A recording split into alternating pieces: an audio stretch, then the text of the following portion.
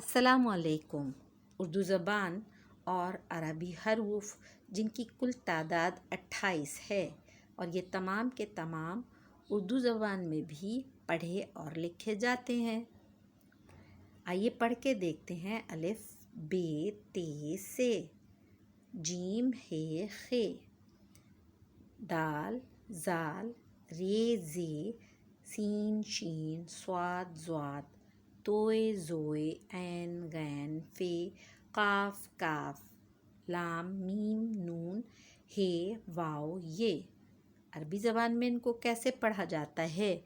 الف ب ت ث جیم ح خ، دال ذال را ظ، سین شین صاد ضاد ط، ظ، عین غین ف، قاف کاف، لام میم نون، ح واو ی۔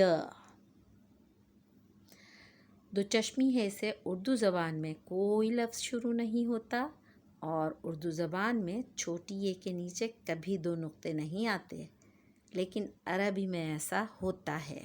شکریہ۔